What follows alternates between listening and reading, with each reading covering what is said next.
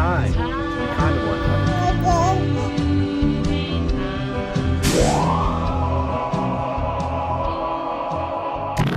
Hello everyone, welcome to Average Joe Watch Reviews, where we do more than just reviews. We're going to be diving into the two luxury watches that I have in my personal collection in 1 second. But before we do so, I want to get into briefly what is a luxury watch, because what a luxury watch is to me may not be a luxury watch to you, because the term does not exist in the horology dictionary, okay?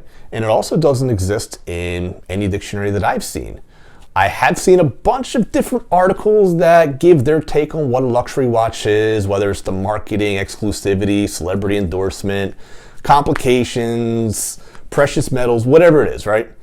But there is no actual definition of what a luxury watch is. It's very subjective. So a 20-year-old could say a Seiko is an exclusive piece because they're making minimum wage, whereas someone like myself, an average Joe, 43 years old, more well-established, can easily afford a Seiko and therefore it's not exclusive. My level of luxury actually goes up.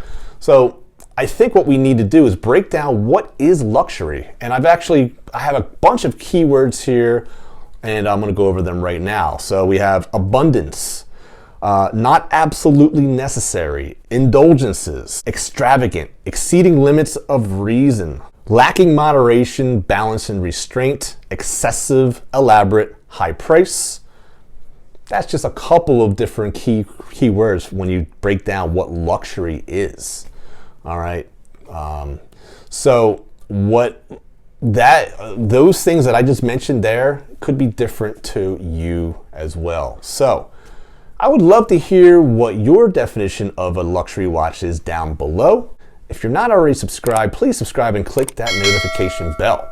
Also, if you click a like, that is the most charitable way to help support the channel. So with no further ado, let's just dive on into my two luxury pieces right now. All right, so we've got the Breitling Headwind and we got the Omega Seamaster Planet Ocean. We're going to put the Seamaster aside for a second. We're going to talk about the Breitling Headwind for a second here. Now, this is model A45355, and this watch was actually produced in June of 2003. This watch had a four-year run from 2001 to 2005. Now, you can actually see the date. If you take off the bracelet, it's actually etched right inside the lug there, and I'll actually show you a picture of that because I was actually able to see that for myself. Now, this is a 43 millimeter case size, 15 millimeters in width, 49 millimeters lug to lug, and then we have a 22 millimeter lug width. Now you can see that it's got really stubby lugs and it's got like an integrated look. There's absolutely zero gapping there at between the lugs and even where the bracelet meets the case. Really nicely engineered, and this is what they call a pilot style bracelet. Now you guys remember when I put out my video, if you have seen it, where I had this watch fully restored, and you can see when you have high polish, this is what happens when you wear the watch lightly like I have, and you can see all the fine scratches all over it. It's crazy. So that's what happens when you have a high polish watch. Now this actually features the Breitling caliber 45, which is based upon the ETA 2834-2 movement, and it actually sports a 42-hour power reserve, and it beats at 28,800 beats per second, 25 joule movement. Now, when you take a look at the crystal, you've noticed there's a blue tinge to it, and that's because Breitling uses a double-sided AR coating, not only just the underside of the sapphire crystal, but also the top of the crystal. That is pretty neat. And you actually get that with the Seamaster as well, as we'll get into. Now this watch is chronometer certified, which means that you're going to get +6 to -4 seconds per day. Very strict standards, and that's really, really cool. And look at that. You get your lume right there. And I'll give you guys a better lume shot of this watch as well in a time lapse. Now, this does feature two complications. You got the date and the day function. And this watch is very reminiscent of the Rolex Presidential. But what really makes this watch special, next to the fact that Breitling uses solid gold for their logo, is the fact that this entire dial is a solid piece of silver. Okay? And they call it par épargne. I believe that's how it's pronounced. I'll actually put the wording right there. It's obviously French. And what it is basically an enameling process. And what happens is the lettering that you see on the dial is actually something that I've never seen on another watch. And what's really cool about it is when you put this in different lights, you could see the silver just shining through, and it really gives the watch a really different effect. And when you compare it to the Omega Seamaster Planet Ocean, there's just no comparison, because this is painted on, whereas this is actually the silver showing underneath the enameling process. So I really find that to be a really cool feature of this watch. This bracelet is actually slanted, and they call it the pilot style bracelet. And you've got a beautiful mill clasp here with the Breitling lettering here. Okay, and there's the back of the case with the model number. Again, saying chronometer certified. And this is water resistant to 1,650 feet, more than enough. Here's your bezel action. It's superb. I mean, there's literally no back play, and it's just a really good ratcheting system that there's just no problems. Now, you notice these rider tabs. These rider tabs actually serve a purpose. Now, a lot of pilots use Breitlings, especially the Navitimers. The Navitimers actually had a slide rule, and they were able to use that for different calculations. But Breitling also put them on many of their different watches, especially ones that had the bezels. And the reason for these rider tabs is the pilots would actually bang the watches up against, like when they were trying to get out of the jet aircraft, they would actually bang the crystal up against the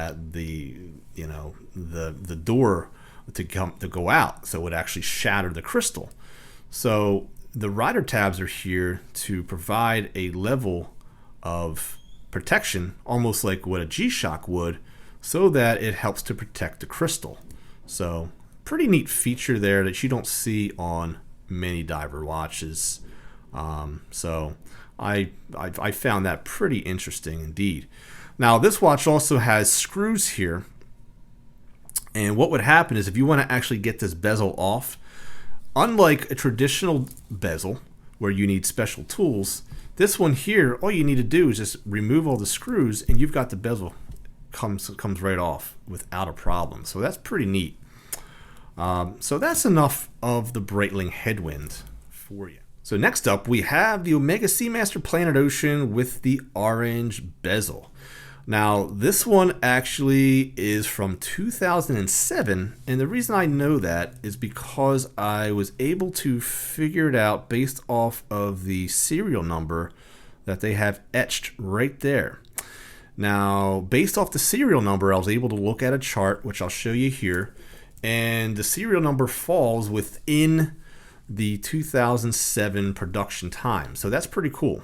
So this watch is actually a little bit older than what I thought. So this watch actually is 2,000 feet of water resistance as opposed to the Breitling, which was 1,650. Now, some Omega Seamaster Planet Oceans have white and gold hands. This one actually does not. Actually, very few models do. I actually did some research because I actually thought these were white gold for a while, but these are actually just rhodium plated, just like the Breitling Headwind that I have. Now, the lume on this is absolutely beautiful, and it actually beats the Breitling, as you'll see here on the time lapse. It beats it hands down, no problem. I'm going to give you guys some bezel action here. Very similar to the Breitling in regards to that ratcheting and very little back play actually. Breitling actually has no back play. This one has just a tiny bit, but this is a true diver's watch for sure, no problem.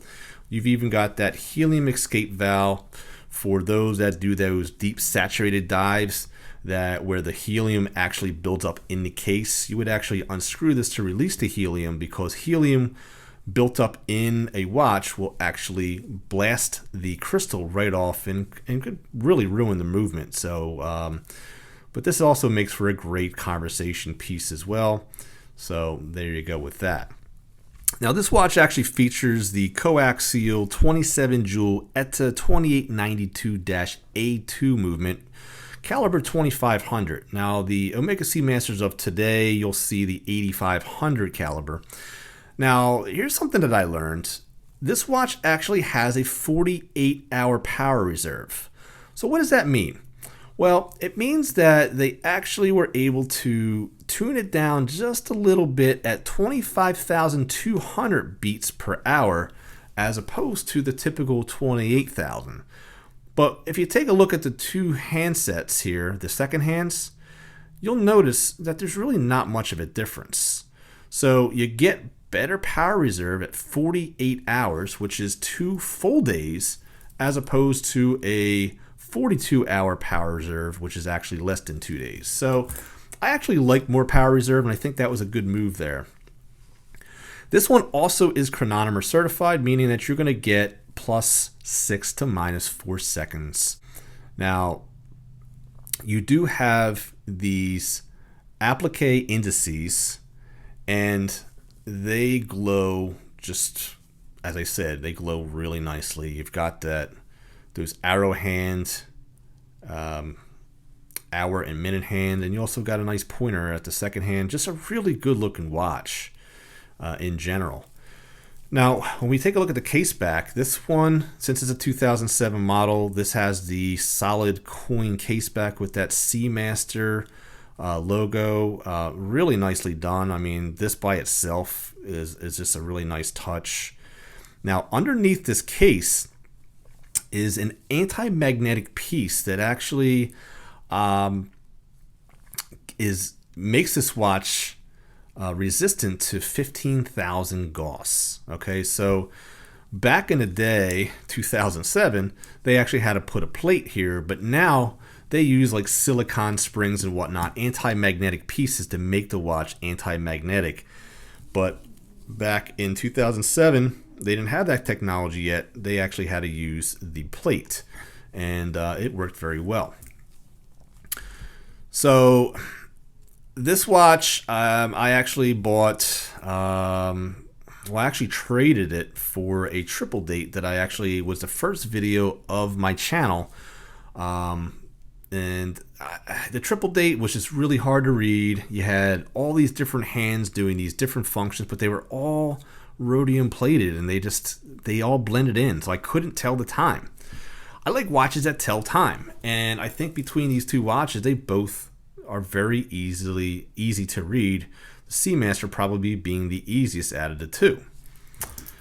So the dimensions on this watch, you've got a 42 millimeter case diameter, you have 14 millimeters thick, you have 48 millimeter lug to lug, and you have 20 millimeters 14 millimeters in thickness, and you have a 20 millimeter lug width. Now, my bracelet actually, the diver extension has failed, so I'm actually using a Strapsco bracelet for this watch. And Strapsco does a really nice job of basically remastering the Omega Seamaster bracelet, and it is exactly the quality that I would expect from an Omega, which is why it's on my watch. And you really can't tell, but if you come up close, you can obviously see that there's definitely a difference, because this is an older watch from 2007. This is a new bracelet.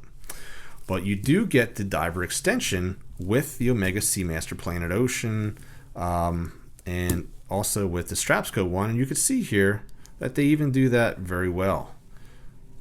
So Strapsco does give you guys aftermarket options. For me, the bracelet failed at this point, and instead of me paying a couple $100 for a new bracelet, I was able to get one from Strapsco, and they actually offer them for well under $100. So, and I also have this on NATO straps. I also have had it on the sailcloth straps. So I mean, I'm always switching out straps. So I mean, at the end of the day, it doesn't really matter for me. But I'm gonna flip the camera around and give you guys some final thoughts. Well, there you go, my 2 luxury pieces. Now, I could have actually included my Hamiltons, and my Hamilton collection is $400 to past $1,000. And there's some people that would say, well, Hamilton is entry level, barely kind of scrapes the luxury end of the market. And then there's others that would consider Hamilton a luxury brand because it does check off the boxes of horology, tradition, celebrity endorsements, even being in a bunch of movies, whatever the case might be, right? But at the end of the day, I just chose to leave it out, and that'll be another video for sure. Now, we take a look at, Longines, for instance. Longines, they got a VHP out there that's $600 to $800. Would you consider that a luxury watch? It's a luxury brand that makes watches that are more affordable, but would that be considered luxury is the question. I don't know. I'd love to hear you guys down below. I think it would really make a great conversation, and I'd be curious to see what you guys think down below. And I hope you guys enjoyed, learned something new, and always remember that there's always time to be kind to one another. Please take care of each other, and I'll see you guys next time on AvgJoeWatchReviews. God bless, my friends.